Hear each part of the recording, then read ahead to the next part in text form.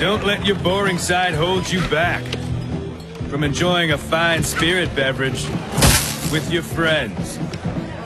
American Honey, bad news for boring. Obvious two teams to me are the Cleveland Cavaliers and the Chicago Bulls. No disrespect to the Miami Heat. Chris Bosh is a #1 offensive option. I know he can play the game of basketball. I wish him luck. He's an incredibly nice guy. You know how I feel about my man D. Wade. The only question as far as I'm concerned are about those knees and whether or not they could hold up and do what he needs them to do. I take all bets off the table if Dwayne Wade is somehow miraculously 100%. I just don't foresee that happening at this age, at this point in his career. I just can't imagine that happening other than divine intervention. It comes down to Cleveland because they've got so much firepower. I think the acquisitions of Mike Miller and James Jones, two sharpshooters that that LeBron James is very, very familiar with from his days in Miami, I think that helps immensely. Don't rule out the possibility that Ray Allen could end up there at some point. We can't sleep on that possibility, even though San Antonio is an option for him as well, along with the Los Angeles Clippers. But you look at Kevin Love, LeBron James, Kyrie Irving. Offensively, the Cleveland Cavaliers are going to be able to do some special things. I think they're going to average close to 110 points per game.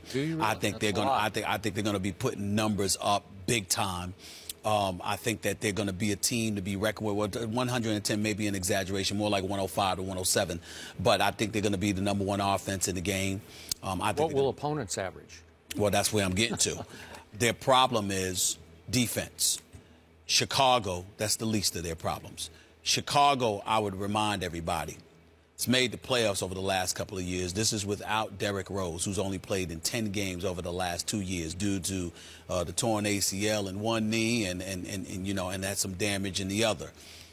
In the end, you still had Taj Gibson, Joakim Noah, okay, and Carlos Boozer was there. He's gone now. But the Jimmy Butlers of the world, the Kirk Heinrich, who filled in relatively admirably from the point guard spot.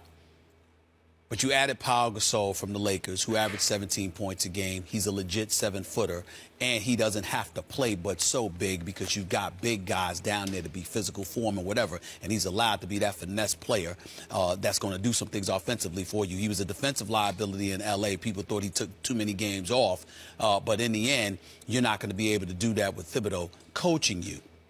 And then, of course, we get to Derrick Rose. Derrick Rose, to me, is a superstar. This brother is special. And if Derrick Rose can stay healthy, and we're going to sit here and prognosticate based on an enthusiastic perspective, meaning that we're thinking we're just judging people like they're healthy. Obviously, injuries change everything.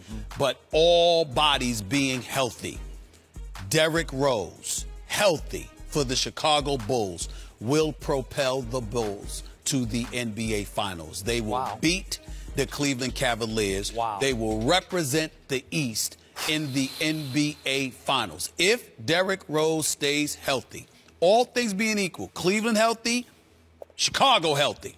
Chicago, contrary to what people believe, will not win the second most games in the East. They will win the most games in the East because I think they'll be able to start off stronger than Cleveland because of their familiarity with one another, even though Derrick Rose has to re-ingratiate himself with that team. But for the most part, the core guys are together.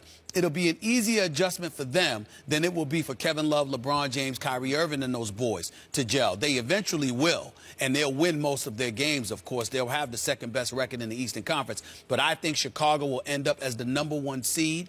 The road to the NBA Finals in the East will have to go through Chicago, and I don't believe that Cleveland takes them out. I think Derrick Rose takes the Chicago Bulls to the NBA Finals, beating Cleveland in the Eastern Conference Finals. This year, Cleveland wins it next year. But this year, Chicago. Oh, so you're giving Cleveland next year already? Next year. I think it's going to take them a year to gel. Okay, so there are two huge ifs in your equation. And you are buying one of your ifs, but you're not buying the other if. Your first if was Dwayne Wade's health. Right. And your second big if is Derrick Rose's health. Well, I apologize for that, because even if Dwayne Wade is healthy, this Miami Heat team is not beating a healthy Chicago Bulls team. I'm going with Chicago, period. Period. Period. Even if Dwayne Wade is healthy. Okay, Even that's if not Dwayne what Wade's you healthy. said to start off with. But I'm just saying that they would be in the mix, but in the mix of top 3. But I'm going with Chicago to beat anybody in the East if they're healthy. And I am here to say that still the reigning baddest man in the Eastern Conference is Dwayne Wade. And he will be on what I believe, even though he will not say this publicly, is an anti-LeBron mission. Not that he hates LeBron, not that he doesn't still love him like a brother, not that they aren't soulmates forever and ever, BFFs forever. I get all that. That's true. They are, it's true. But there's still extreme pride within this man. And this man has to know in his heart of hearts that LeBron James basically said to him and to Bosh and to everybody else down that roster, I'm sorry, I'm out. I need more help. I'm going home, but I'm going home because there's a whole lot more help at home. So I'm going to say this whole Miami Heat roster, which has now been joined, as you know, by Luol Deng, Danny Granger, McRoberts, Shabazz Napier, who I think will contribute. Yeah, now that the preseason's over. He looked awful in the preseason. He did, but I think he's... I'm sorry, the Summer League. I apologize. Summer League, he looked awful, yeah. He's got some guts and guile. He knows how to play. He does. Okay. Well, he was LeBron's favorite college player. Didn't that what LeBron... That's why they got him. Yeah. There you go. National champion. Okay. I believe that Dwayne Wade will be healthy, stay healthy, and go back to being that man in Miami. That he will go back to having that alpha dog swagger that he deferred to LeBron. I think he deferred to a fault. I think Chris Bosh had to defer to a fault to both of those other two. And you're going to see a new Chris Bosh. And Luol Deng is pretty good. He is pretty good. Hey, and he can defend. And Eric Spoelstra just might be in line to be Coach of the Year this year because I think they're going to be the surprise team, the shocker.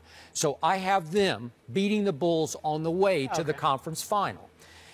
But I am here to tell you, the harder I look at this Cavs roster, LeBron made the right choice.